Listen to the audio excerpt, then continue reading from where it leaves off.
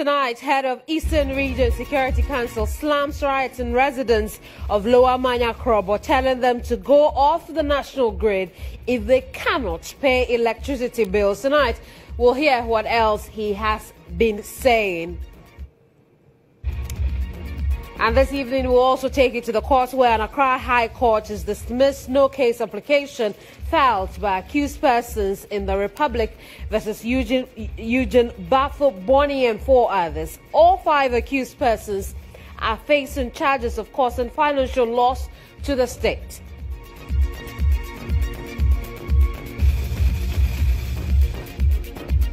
Later on, insights in tonight's broadcast. It's been 14 years and human rights investigators are still pushing for extradition of former Gambian President Yahya Jammeh to face murder charges in Ghana over gruesome massacre of some 44 Ghanaians in Gambia, and we'll throw the spotlight on that later this evening.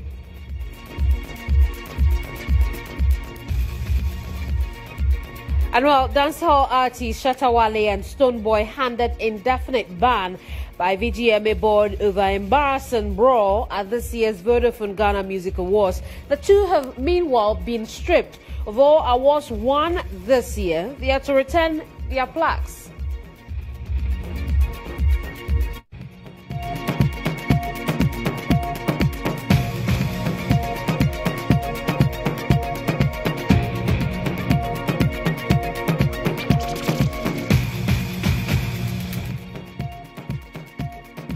Those are our top stories this hour. Good evening and welcome to News Tonight with me, Keminni Amanor. Let's take a look at our first one.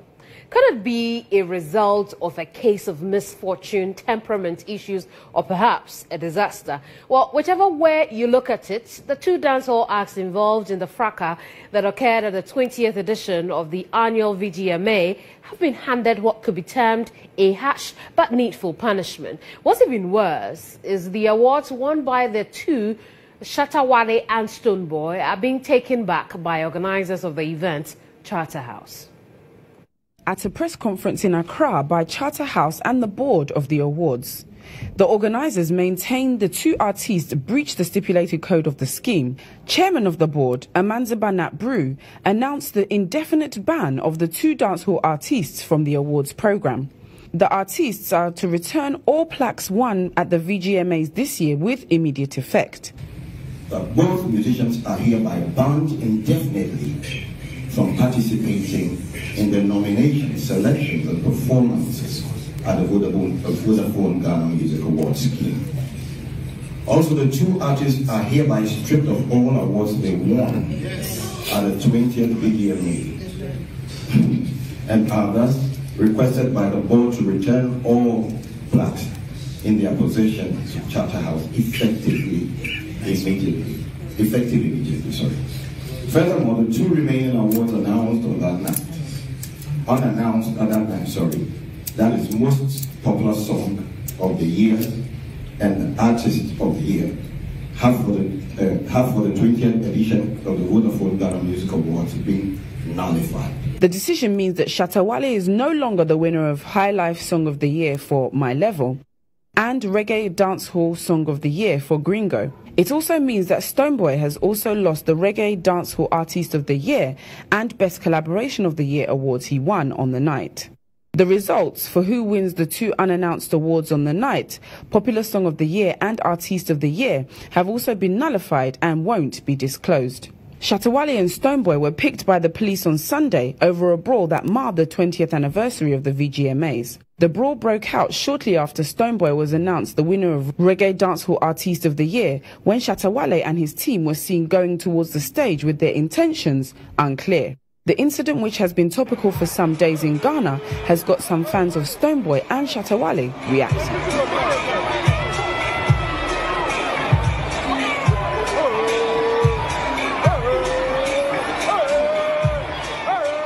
Quite unfortunate there, but we've been speaking to some music lovers here on the streets of Accra, trying to get their perspectives on the ban. Take a look. Me, I be Shatta fans, but I want to tell Shatta, make him no worry himself. He get money already. Yes, We want with the support him. Yes, we like him, but he say no need award. Make you no worry himself for anybody.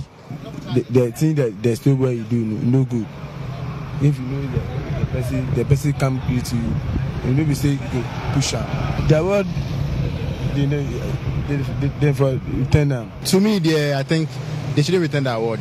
They should give the award to them. I guess they should sit them down, and then they should settle their case. For me, I think Charterhouse should consider the two parties because it's something that it's actually it's a music industry something, so they should actually work in order to make things or solve the problem. And this is not the time for banning or taking back the awards from them. I think it's not right, but it's 50-50 right now because they are part of our music industry. No matter what happens, they should just forgive them and just move on. Without them, I don't think the music industry would just be as it is now, because right now it's between Shatta Wale, Stonebwoy, Sarkodie, Kiddy and the rest. So I think they should just give them a second chance. So was it an overkill of a punishment, or it was just appropriate to deter others from doing what happened or from repeating what happened as the 2019 VGMA? With me in the studio is Programs Manager and Entertainment Analyst Kojo Preko. He's Programs Manager for Kasapa FM. Right. Kojo, good evening. Good evening. It's good to see you. I haven't seen you this year, so Happy New Year. Same Somebody to you. will say it's almost 6 months into the year. Who cares? Who cares? Who cares? But what do you think? Overkill? Overkill? I think it is. I think it is something that's, for me, it's absurd. It is not clear. It is something that I see as something that Charterhouse is using to cover its tracks in all the things that have messed up. These two gentlemen wouldn't have messed up if things were right.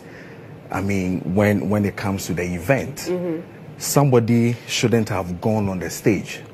What happened? Who decided to allow something like that to happen? What did Charterhouse do at the nominee briefing?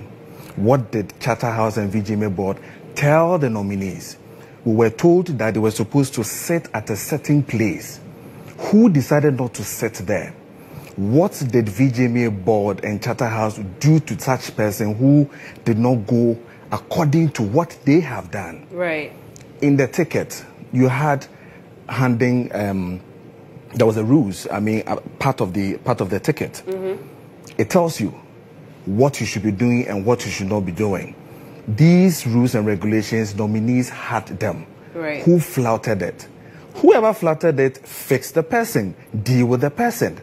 But when you come back and do it in a quick manner to cover your tracks against security lapses, against issues that we are bashing you at, and then you want to come just under a week, what did you look at? Which video did you even look at to even check all these things? What would you rather be done to these artists, particularly in terms of what could be appropriate punishment? It is even, I mean, prejudicious for Charterhouse to even do what they are doing. Right. The case is in court. True. They were just bailed. Police has not even finished with all these issues. Why are you so quick to come in to judge? Why are you so quick to come and tell all of us that this is what you want to do to them? On top of it, the insult to the people is that you are taking the awards back. In any case, it was a contract between you and the citizens. People decided to buy credit from your sponsor and voted. They won't return the credit. Okay? I've heard George Quay saying that, oh, nobody's going to pay anybody. And then one excuse, funny excuse he gave was that, well, how about the board? I mean, they came also to sit, but they were paid an allowance. So they came to choose. So why are we going to pay you and all those things? It is not done. I think that it is high time institutions within the creative art will have to deal with institutions like event organizations in this country. Let me ask you, who watches The Watchman? He is banning people. Right. Who is dealing with that institution that had people taking guns into the auditorium? You had 1 week to build a tent, a dome. You had one door, and you are telling us all the 4,000 people were in there. So if somebody has shot, what would have happened? Why are we so quick to say that, okay, they have done their own, so it's fine, bring the thing back. You're going to bring it back. Okay, it is ours. It's a private institution, so we said we're going to do this, and we have done that. But which institution? Is it a gaming commission that is going to come in to check all these things for us? The system of the creative arts industry is loose. So people do anything, anytime, anyhow. They were able to tell you that when you sign a contract with us, you abuse it, this is what we do to you. And funny enough, they read it at the press conference. Mark Okrekumante, who is the head of this current legal council that is on, decided to tell all of us that this is what they will do to you when you sign a contract with us. And for that matter, these two gentlemen have flouted that particular thing. I'm asking. That bit of the contract. That bit of the contract. I am asking, what contract have Chatta has also flouted? We have medical association. We have advertising association in this country. Where is event organizing association in this country where they have their bylaws to really tell us that if you don't do such and such a thing, we're also going to ban you 6 months or pay a fine or do anything? People use people's names to do headline events. Those headline people don't come. What do we do to them? All these things are things that we need in the thing. I mean, I was even expecting a whole committee to sit. I was even expecting invitation from the ministry. I was even expecting invitation from the Director's Office of Creative Art and Projects, or Christopher's office, to sit and really deal with this matter. If just the and you think those people are looking on at the moment? They are looking on. And ministry is also looking on for this thing. I mean, listen, we have allowed this system to run for 20 solid years. And they are telling us that, I mean, this is what they want to do to our event, making it look like it's a whole Ghana thing. Yes, it's a whole Ghana thing. We love it. We love what Charterhouse is doing for us. But we think that certain things that they need to do. Then I am expecting that either Game Commission or anybody should also come back and deal with the watchman, the one who decided to organize it, allow security lapses for people to enter with guns, for them to also be dealt with. Other than that, you think we're going to have a problem. The police investigation could unearth some of these things? It has to, because now police would want to find out from us. I mean, how come these people were able to enter with guns? Where did they pass? They passed through the same security. What checks were they doing? Were they using the metal detectors to do? Which one were they using? Were they allowing them because, oh, this is Shatta Wale, so let the man pass. Oh, this is Stonebwoy, let the man pass. In any case, I am not too sure that it is only even, Stonebwoy who is even having a gun. Well, I spoke to George Quay days ago, and what he told me was the fact that those are some of the questions they are hoping their investigations and that of the police will unearth. How come it would appear that the celebrities did not go through the same scrutiny as, you know, the regular members of the audience who were gathered at the Dome that fateful night? So we'll perhaps have to wait. So if all of us will have to wait, why the rush? Why the rush with the press conference to come and tell us that, I mean, you're abandoning, you're taking all your plaques, I mean, back, perhaps from pressure. We've given them pressure. What are you doing? What are you doing? Why didn't you give the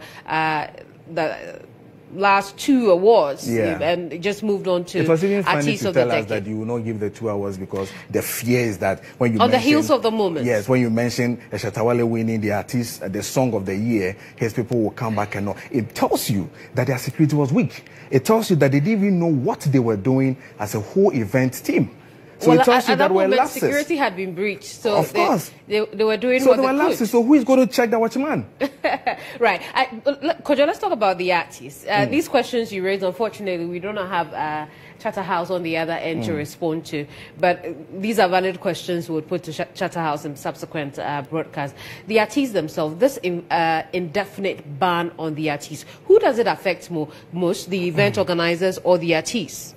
It affects the event organizer. I mean, largely, I mean, we've had series of awards given to these personalities we're talking about. For instance, Shatta Wale has a lot of, awards coming from even Africa and the world as a whole, which is even stronger and bigger than as he himself would say. I mean, is it what he called himself, the Ghana home person and all that. I mean, these people have awards that are coming in from there. We are only making Ghana Music Awards as one of our own, credibility's sake. But if they don't have it, I'm not too sure they will suffer. It is their supporters who are really going to give them the numbers for people to also know them. So then banning these people also means that Shatta House is banning the supporters. Of course, largely, if you ban me, you are telling me that my supporters are not invited. That's two huge communities. Exactly, because again, if they continue to sing, granted that next year, 2020 or so, you're going to have Stonebwoy and Shatta song being the #1 in this country. How are you going to do your awards? Whom are we going to give the awards to? If these two gentlemen are not in there, who are you going to give it to? It's going to be sad for us. Right. Very sad. Is it a decision you see in the very near future being overruled again by the event organizers themselves? Yes, I think they should come back again. Do you see them doing it? Yeah, I see them doing it. Pretty soon. It's not something they can hold on for long. Right. Already, Shatta has already told us before the press conference that he has gotten off. The VGMAs. He's not going to be there again and all that. I'm not too sure they want to do the same thing to, a certain Stonebwoy. Yes. Right. Thank you very much, Kojo, for your insight on the subject. Right. Kojo Preko is programs manager for Kasapa FM, and he's also an entertainment news analyst. We've been discussing the indefinite ban slapped on dancehall artist Stonebwoy and Shatta Wale. Let's move on to some other issues now. And right now, we can bring you insight.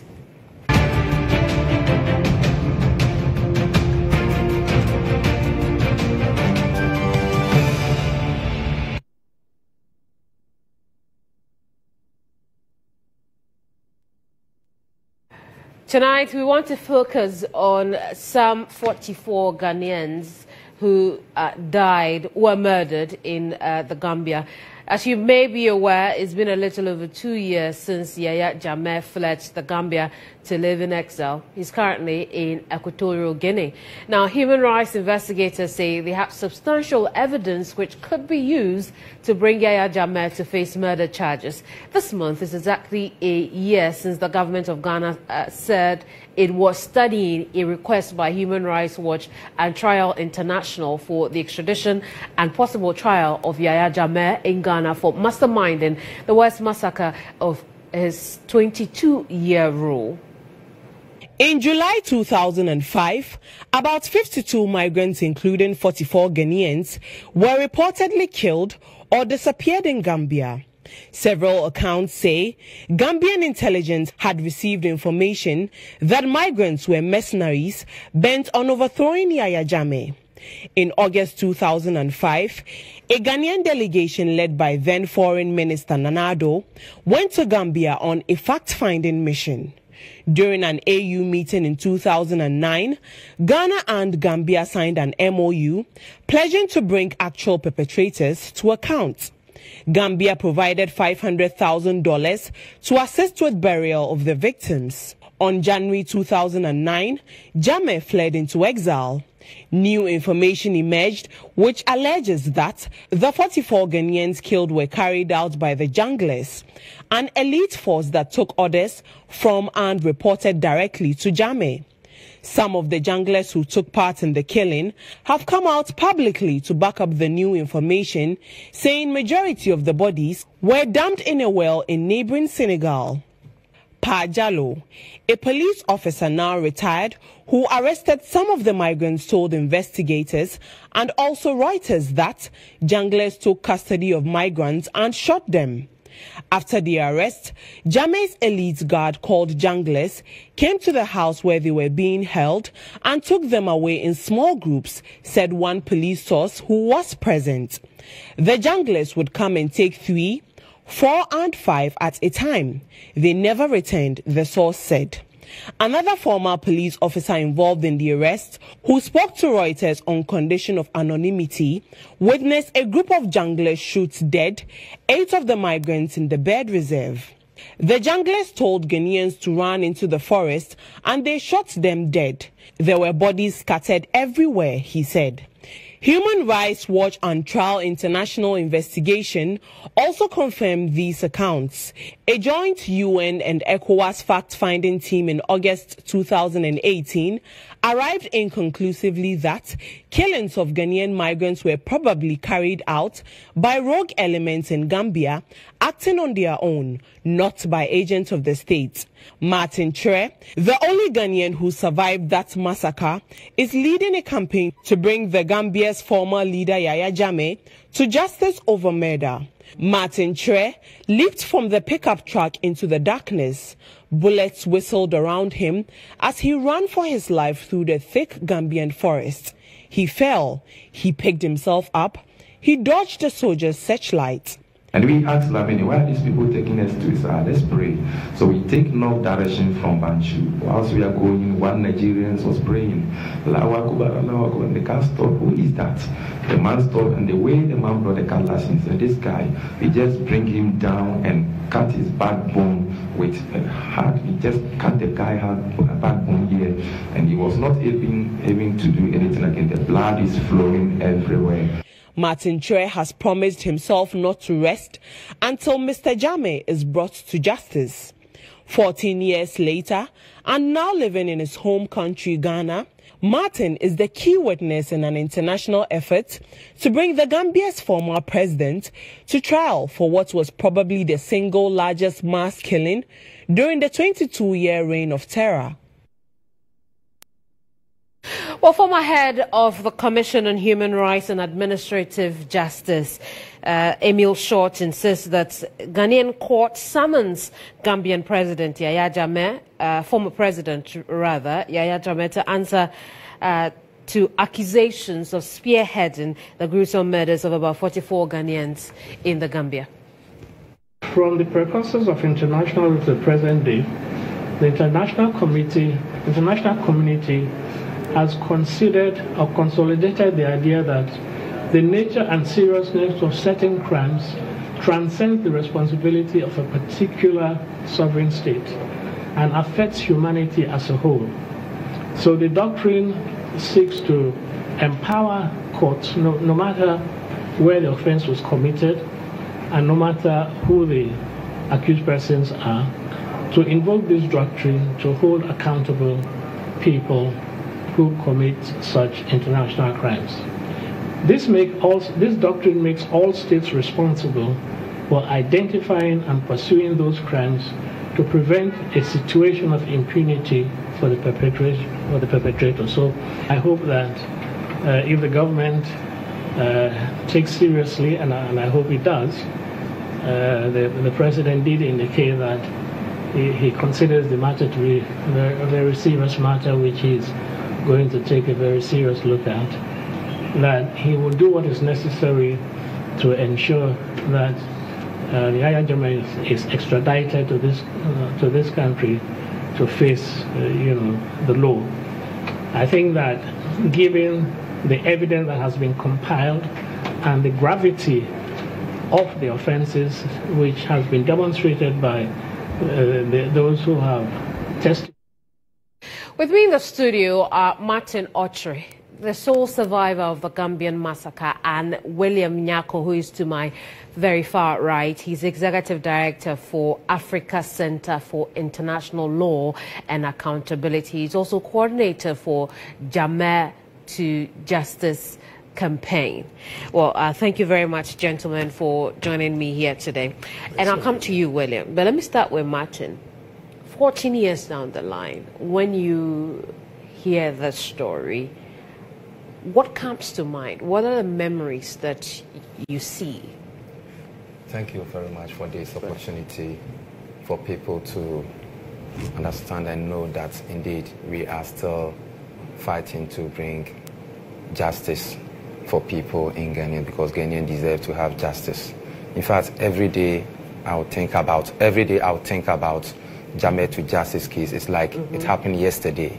It keep on, reflecting in the eye of people and the hearts, not only me, but also the families who lost their loved ones, their husbands, their fathers, and their relatives. So it's like it's fresh case happened yesterday. Right. So far as justice has not been prevailed. What happened to you? This happened 14 years ago. How old were you by then? That time, I was born 1980, so I think at that time I was like 23, 24 years. Very young. You were in your early 20s. Sure. What happened? What was happening is that we are living in Senegal at that time. We are not in Gambia. Right. Yeah. So the intention of living in Senegal is getting to Europe. Right. So you lived in Senegal, sure, or you were from Ghana to? No, we lived in Senegal. You lived in Senegal. Sure. Okay. Yeah. So one day a man approached our house, and his name is Shatta. He came with some Ghanaians and other guys, and his intention that he is a captain of a vessel. Right. And he wants to send people to Europe. If we are interested, he can help us. And he said, well, that's why we are here. We want to better our lives. So if you want to send it to Europe, we will join you. But because people are not ready to give their money, what is going on in Senegal, they will take your money, they will send you to the sea and bring you back. So the Chancellor decided to go to Gambia and see Lamini to help him, who is a Gambian, so that he can buy diesel, fuel, and food, and anything he needs for preparation towards the journey. Okay. So as a result of that, he moved the vessel from Senegal to Gambia. And within the month June 2005, he called to the leaders within the connection and said, okay, I'm ready. So anybody or everybody who is interested can go to Sali Imbu, which takes to our camp where we are camping ourselves. So at that time, we are 56. We are 56, and we have 10 Nigerians.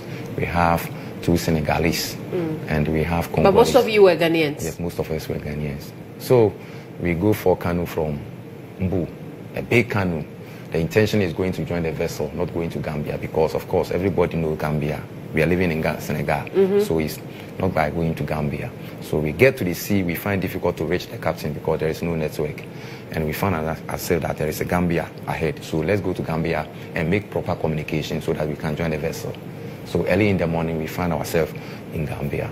And we sent 6 guys to go and find where the captain is on the vessel. So, hold on. So the only reason you were in the Gambia is because you couldn't find the vessel that was going to take you away? That's the correct way. Right. That's the correct thing. We are not going to Gambia because some of the guys have lived in Gambia before and they know the situation in Gambia because from Senegal to Gambia is just a stone throw. Right. So we found ourselves in Gambia early in the morning. We sent 6 of our guys to go and call the captain so that he can give us proper direction. Immediately they get down from the boat, there was a gunshot. Po, po, po. So the canoe guys returned the canoe from the beach, which is Banjul Port, to the sea again. And there is a Barra beach ahead of us, because anybody who knows Gambia, ahead of you is a Barra beach. Right. So we go to the Barra beach and they left the canoe to Senegal back. So the passengers now, we left 50, because the 6 of our guys, they just go down at the Banjul Port. So now we are 50. We sent 3 guys to go and do further communication. They reported back and said, Captain said no one has been called him. So supposedly they may be arrested. So the rest 50 must find a canoe, because there is a canoe around, so that we can find a village nearby and rest. So even time we join the vessel. But the 6 guys, he will send the Lamini, who is a Gambian, to find out. So while in Gambia, did you find your vessel? No, at that time we are in Barra Beach, so there is no vessel at the Barra Beach. Okay. The sea, the ship was at the sea, and because in the night there is a lot of vessels, so we find it difficult to locate the rare vessel. So it's like you go here and go here and go here. So how were you captured? So we sent the 3 guys to go and prepare communication. And they returned that Captain said we should find another canoe to rest at the nearby village. The process of finding canoe, the 3 guys was arrested. So because we waited for canoe, we found that the canoe is coming. And it's coming with one of our guys, whose name is Victor. So we did not wait for canoe to even arrive the beach. We just joined the canoe because we had waited for long. So immediately we joined the canoe, we heard kuti, kuti, kuti. That means we have been arrested. Right. Yeah, so they sent it to Baratown police station around 6 p.m. evening time. And at that time, we are 50 in number. We take a passport and the documents we have at that time. So around 8:30 to 9, they came in again. So how did the killings begin? How did the torture begin? Yeah. The torture started during that night. They came for the first 30. They sent them through vessel to the Banjul port. In fact, like everybody knows, you It will be difficult to locate that this is you. Oh. They have been beaten up. Some of them lost their teeth, blood everywhere. Were you beaten? Yes, beaten very well. Okay. Yes. So some of them, it's not easy to identify them. And the rest 20, we joined them through vessel to the Banjul port. They came in for soldier bars. They sent us to police stations. The same night, the killing started. So they killed 8 of them at the Brofoot Forest at the same night. And we in the rest at the police stations, next day they came for fingerprint, statement, and passport picture. We are waiting for a release. We wait 1 week. Foya newspaper reported 50 foreigners has been arrested. 8 dead bodies has been found. So 1 week time, in the evening, they came in for they came to our police station with the big car. They joined the car. So they sent us to uncompleted building where the police are guarding everywhere with our bag and our luggages. So later in the night, soldiers came in. And at that time, I think we left it 5-8. So all of these killings were going on. How did you escape? We don't know that there is killings going on until that night. So that night. So they came in. And you just knew that people were taken away and they never came back? You don't know. Did you at any point attempt to ask the security people or those who were handling you where your... Because at that point, you had become friends with the people you were traveling with. Did you ask any questions? No, we are in the police station. We have been arrested. We are in the police custody. So police is taking care of us. If you ask policeman, they say, okay, you are a case in the hands of authorities. You are going to be released. So the time they came for us and sent it uncompleted, when the soldiers came in the night, they can go and dress. We are going to release you. You go into your bag, you put on, you go out, they take off your shirt again, they tie your hand on the back. So even your friend in here, you don't know what is going on outside there. So 8 in pickup. Yes, with their hands tied back and they tied their necks at the back, so you're just looking up.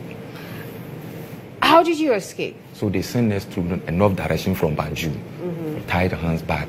So we get to a point where one Nigerian is praying. Like they use the cutlass at his backbone here. Just one. And the guy is just breathing and the blood is everywhere in the pickup. So we use untied road. Untied road, the car finds its way to forest, where 2 of soldiers take our baggage and luggage into the valley, and one of them and the driver, they are guarding. One guy reported pain, and they take the cutlass and take off his shoulder here, just cut off his shoulder, and the hand is just going down like this. They return without killing us at that point. So while we are going further, everybody's trying to do something if he can get his hand off. So I try and see my rope is loose. So I take my hand off from the rope, and I tell the guys, I have my hand off from the rope. And they say, oh, it's God who wants to save you. So that you tell the world why and how the JAMMEH has been killed us. So some is like, go. And others say, if you go, they will kill us fast. Go. So the car was about to stop. And I jumped from the pickup to the forest. Who is that? I did not look back. I just stand around and had them. So after 3 steps, I was tied by the rope and breaks me down. And the gunshot passes over me. It is spray everywhere. So they may think that I've been... Making sure that you don't escape. Yes. So I just wake myself. It's about 2 a.m. Yes, in the forest. So I wake myself up and I heard a cry out back there. Oh, God save us. Oh, God save us. And gunshot follows. Pepe. But I don't know that I was close to the road. So the pickup returned, the tall speed, take the right direction. Nobody was in the pickup, and also take the left direction. I spent 4 days in the forest, and the next day, few days, I found myself in Gazamas, which is other part of the I'm sorry I'm having to rush you through your story because of time, but I don't suppose it's easy for you. Sure. Now, 14 years we've been trying to get to the bottom of this. We've not got anywhere. How does that make you feel? It's like we are doing our best. In fact, it's like the case that everybody knows. The first person who knows better in this case is our president now, who is the first person to do investigation so far as this case is concerned, because at that time he was the foreign minister. So he was the first person who knew much in this case. And so far as this case is concerned, is subsequent government, everybody is trying to, bring JAMMEH to justice, but since the effort is not, the political. So we are praying and we are... And hoping that it will happen. William, I apologize I've kept you quiet for a long time, but we needed to hear from, somebody who experienced the situation we are trying to get to the bottom of. So, William, why this call? Why this particular time? Why have we resurrected this now? Well, I mean, thank you. And I've heard Martin speak about this a couple of times. And we were also at the International Court, Criminal Court, where we talked about this. But it really gets to me. Every time you hear it. And, my heart's, and prayers are with Martin and the victims' families. In 2009, Ghana signed a memorandum of understanding with the Gambia. This was based on an ECOWAS and UN joint fact-finding investigation, which concluded, rather inconclusively, that the killings that occurred were not done by agents of state of the Gambia, but by perhaps rogue elements who were acting on their own. Gambia and Ghana pledged to find the perpetrators, the actual perpetrators. So JAMMEH leaves office in January 2017, and the people who took part in the killings come out and say during investigations, because the Barrow administration had also been investigating matters that happened during the JAMMEH regime, and they have said publicly how they took custody of Martin and the other migrants, and how they summarily shot them. They indicated that they had information. JAMMEH was in power from 94. So in 2005, it was part of the anniversary celebration.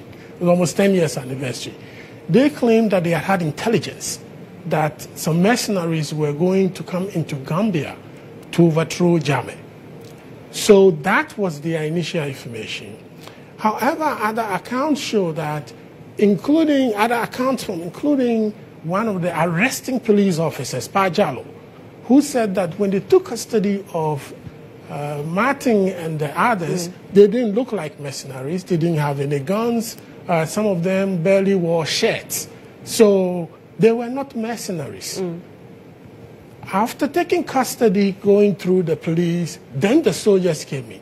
These are the paramilitary elite unit called the junglers, who then they were in direct contact with JAMMEH. We have arrested the mercenaries, and they had instructions. And they took them, separated them, and took them out and started killing them summarily. In fact, also, in addition to the information that they put, which has also been corroborated, they said that at least 40 of these individuals were taken to the Senegal-Gambia border region, and they were buried in wells. So there is an enforced disappearance. So the basis of this renewed campaign is that there is new information, which now shows that Yahya Jammeh was the one who gave the instructions to kill, and therefore, under law, there's no statute of limitation for a lot of these crimes, and therefore, since there is new information, there is a need to reopen this matter.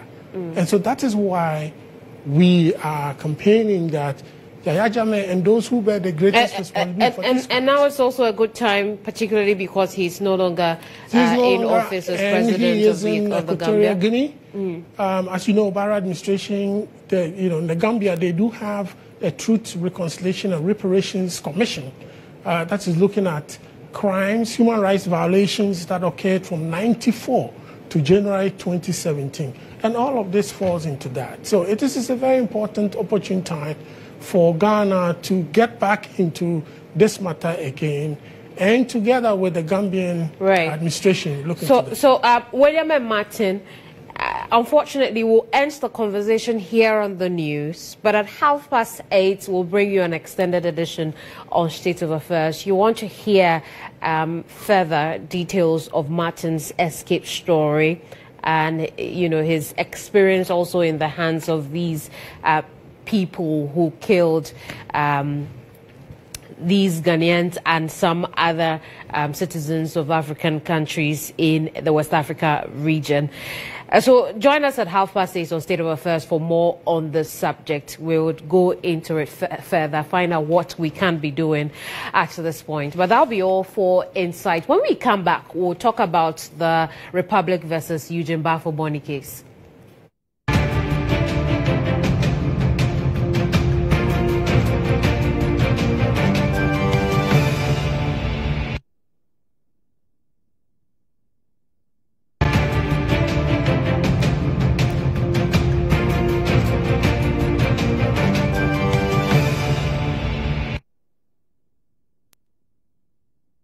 Commercial High Court, presided over by Justice Eric Chebafo, has dismissed the submission of no case application filed by all 5 accused persons in the Republic versus Eugene Bafoboni and 4 others over charges brought against them by the state. The accused persons are facing charges of causing financial loss to the state to the tune of $4 million. The court subsequently ordered the accused persons to open their defense.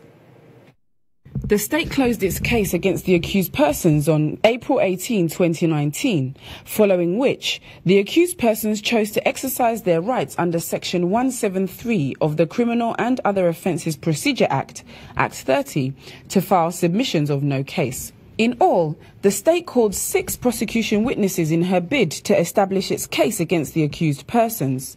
The prosecution witnesses were Director of Legal Administration at the National Communications Authority, Abena Awakwa Asafueje, Dr. Isaac Yao Ani, Deputy Director in charge of Management and Operations at the National Communications Authority, Henry Keno, Deputy Director General in charge of Technical Operations at the National Communications Authority, Colonel Michael Kojopuku, Director of Operations at the National Security, Deputy National Security Coordinator Duncan Opari, and Detective Chief Inspector Michael Nkrumah, investigator of the case. In his 1-hour 40-minute ruling, Justice Eric Chebafo's court had occasion to address the defense team on all 17 charges preferred against them by the state.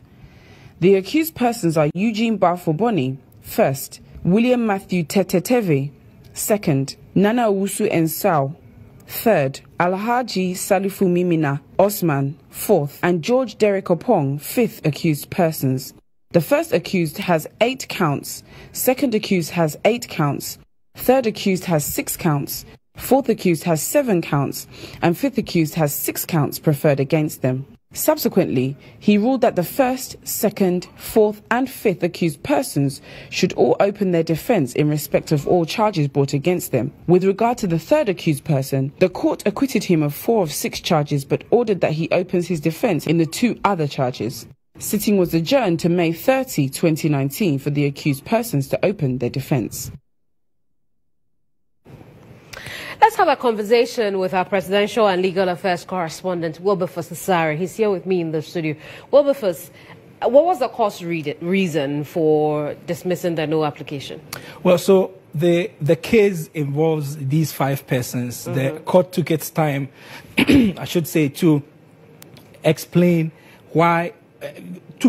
What I should say is that it took its time to look at all the 17 charges that have been preferred against the accused persons, and why the court thinks that the accused persons should be invited to open their defense and to prove why they should not be found guilty for the charges that have been preferred against them. And so it was some kind of a very lengthy ruling. I got a copy of the ruling and I discovered that it was 42 pages. And the judge actually had to read all the 42 pages within a space of 1 hour and 40 minutes. And so this is how the court sees the case that the state has presented up to that point. And so thinks that the submission of no case should not apply, but the accused persons should open their defense and give further details as to why the charges should not stand against them. Now, while he did that, he also dismissed some charges against the third defendant. The third accused person, and I call it probably the mystery missing link, because through the court itself indicated that right from the beginning of the state's case, when they called the first to the fifth accused persons, there was no mention of the third accused person. However, when it got to the sixth prosecution witness, which is the one who did the investigations, he came to say somewhat about the accused person, which is the third person, the doctor. And based on that, the court thinks that the doctor should be given the opportunity to give further explanation as to how he came about a certain $300,000 that was paid into his account on a particular day. The state's case in that regard is that they think that because of proximity, the money is coming from the missing amount of money, or the amount of money that cannot be found, even though the court recognizes that he is a businessman and a medical doctor and a man who is capable of raising that kind of money. Who is this third accused this person? This third accused person is Dr. Nana Owusu Enson, and he is the one who is in the mix. And so 6 charges are preferred against him. The court acquitted him of 4. So which are the 2 charges he's supposed to open defense for? Well, so the 2 charges he's supposed to open defense for, one borders on conspiracy to steal. Which regards the 300, the $300, right. And then the second one has to do with money laundering. And it is linked because if you are found indeed to have stolen, then it means that you have you've gotten involved in money laundering issues. I see. And so that's where the mystery for me is. When are they opening their defense? Very interesting case. Well, yeah. So we are told by the courts that they will come back on the 30th of May to open their defense. But the interesting thing is that it is likely that the accused of June or May? Of May, I should say. That's just next Thursday. Right, today. But it's interesting to note that it is possible that the accused persons will probably head to the Court of Appeal to appeal the ruling of the High Court. Let's see how it goes. Thank you very much, Wilberforce. Wilberforce Asare is our Presidential Legal Affairs correspondent here at GHOne News. You're watching News Tonight with me, Keminni Amanor. There's more to come. Stay with us here.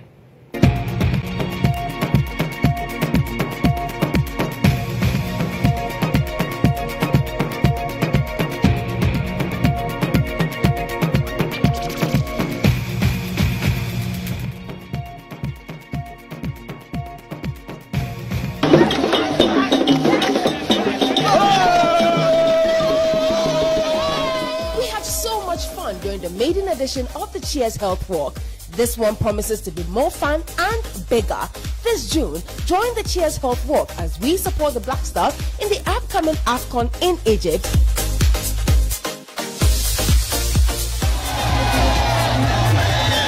Cheers Health Walk, coming soon, only on GHOne TV.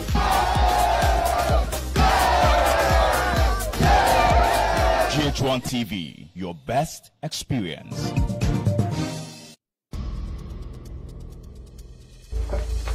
Have you lost your mind? Quickly, I'll finish in no time.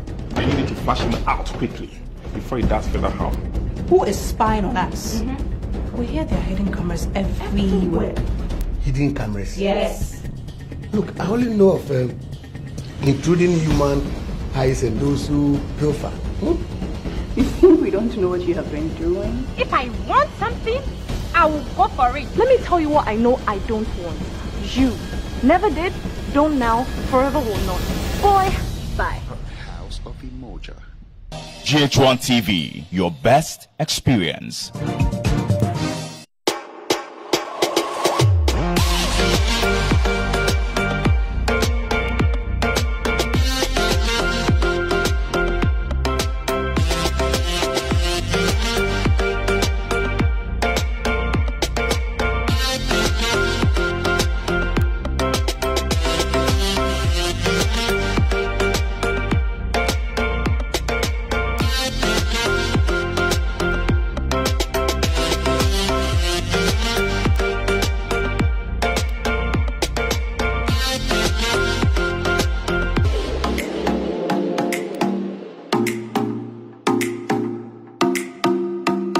GHOne TV, your best experience.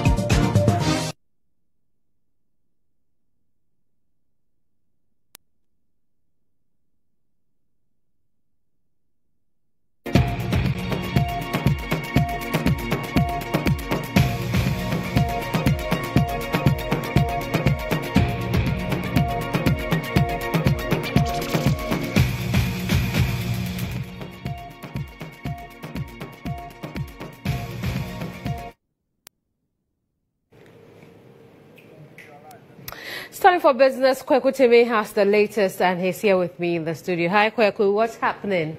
All right, so Keminni, tonight I want to give you updates of what is happening in the business circles. Well, away from you knowing about Ghana's gas supply and our infrastructure and everything in there, I'd also want to find out from you if you are interested, if you bought GHOne shares, probably you could be smiling around this time because your dividends might see some doubling up here. So it's quite interesting what we have for you, Keminni, tonight, all coming to you in a jiffy.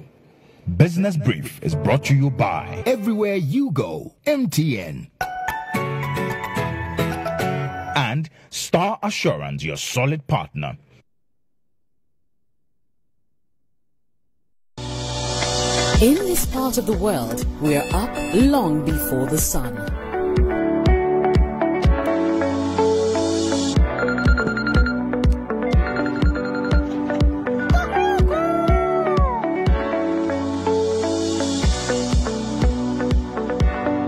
Playing our part to make our world, our connections, and relationships a lot more brighter. They say agro beswa, ne free anopa. Start your day bright with MTN Kokroko. For only $1 Ghana cedi, you can enjoy 400 megabytes of data and 30 minutes of free MTN to MTN calls every day from 5 a.m. to 8 a.m. everywhere you go. Dial *138# to buy the MTN Kokroko bundle now. Everywhere You Go, MTN.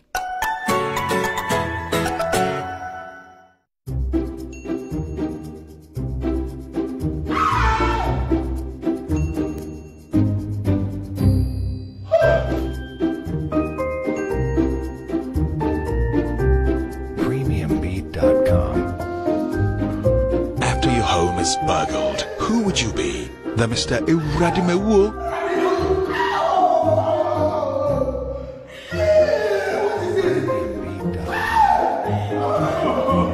Or the Mr. Obinsomiwo?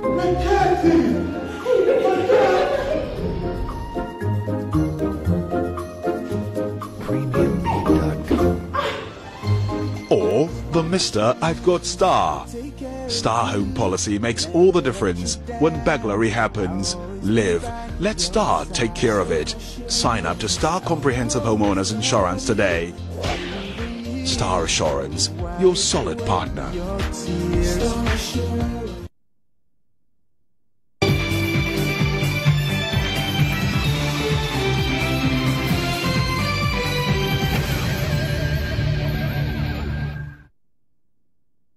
All right, so let's do some business now. Ghana's national gas company, that's Ghana Gas, is introducing a new strategy to sensitize stakeholders and the general public on the gas industrialization agenda, including viable opportunities to facilitate Ghana's competitiveness in the petroleum industry. Well, a key feature of this strategy is the gas challenge. The Ghana National Gas Company, in a plan to significantly improve conceptions of the gas sector in the petroleum industry, has introduced the Gas Challenge, which is a series of quiz competitions expected to engage patrons from civil society organizations, industry regulators, tertiary institutions offering oil and gas-related courses in Ghana, and the media. This constitutes Ghana Gas's corporate social responsibility policy for 2019.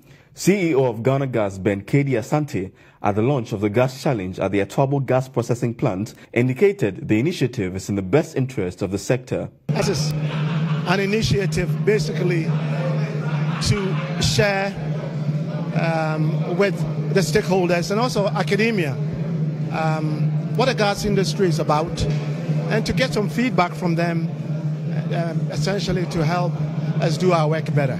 The competition is poised to afford patrons a deeper understanding of gas-related matters and provide practical experiences into the operations of the industry, as winners will be offered training programs, internships, and other essential avenues to facilitate sector participation. The CEO of the gas company hopes this will improve upon indigenous local participation in Ghana's burgeoning petroleum industry, especially in the midstream sector. I wanted to make sure that stakeholders just like yourselves have a grasp on what we're doing.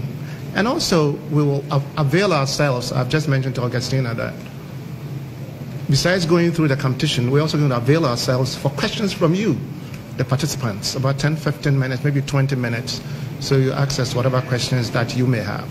Ghana Gas believes the competition will be beneficial to stakeholders in the media as it presents an avenue for practitioners to be more informed about industry practices.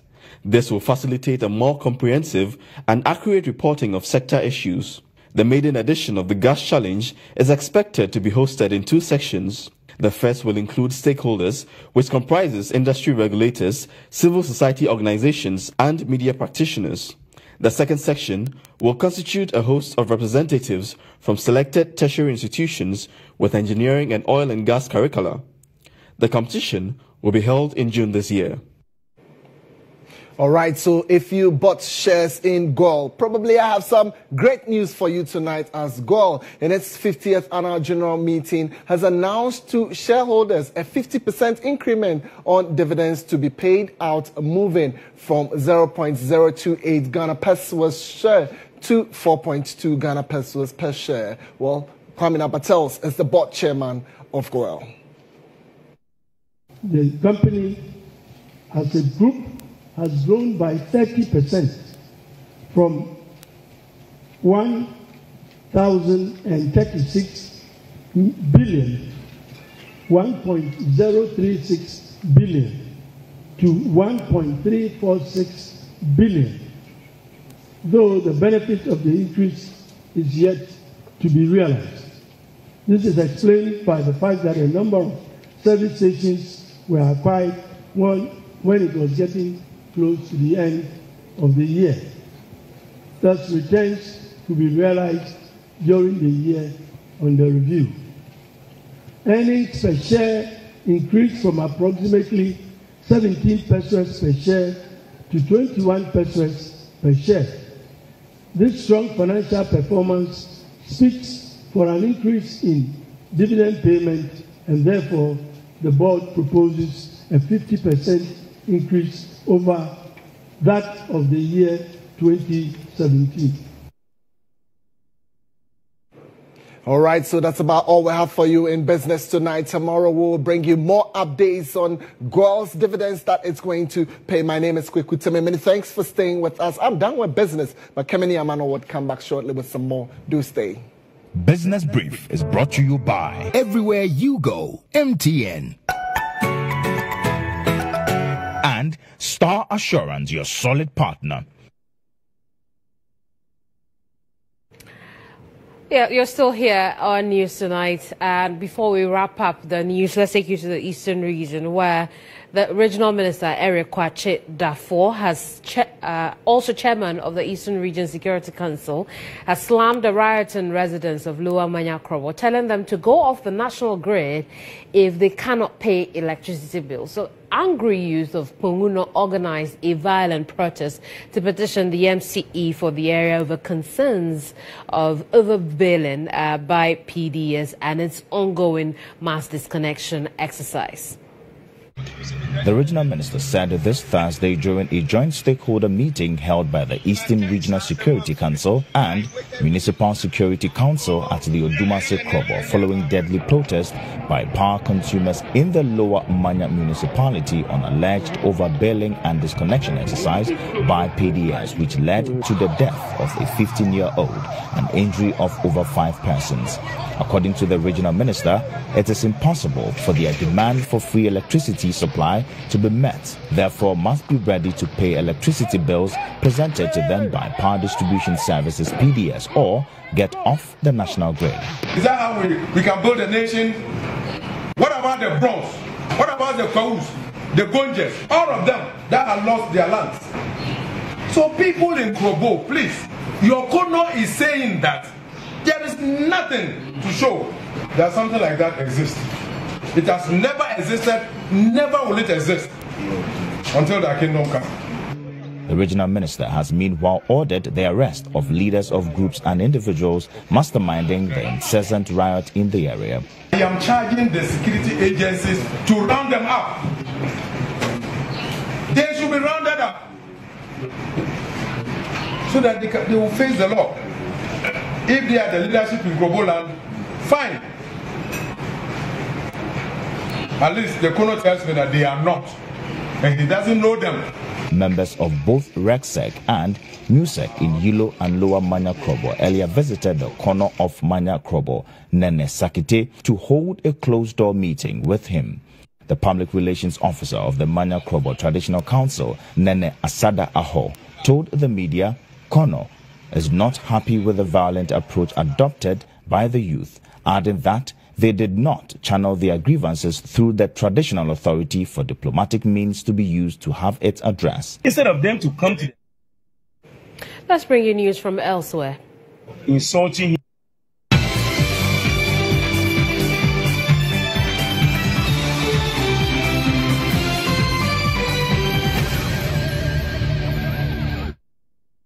Uganda's capital, Kampala, has passed a law to ban giving money or food to children living on the streets. Kampala's Lord Mayor, Erias Lukwago, said the law aims to curb the commercial and sexual exploitation of children.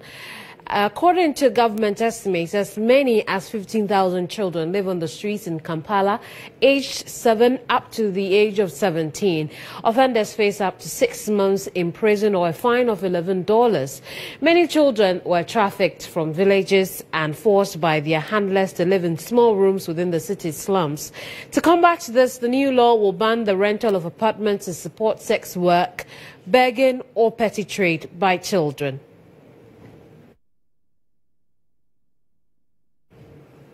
That'll be all for tonight, but as I said before, I'll be back in an hour's time with State of Affairs. That's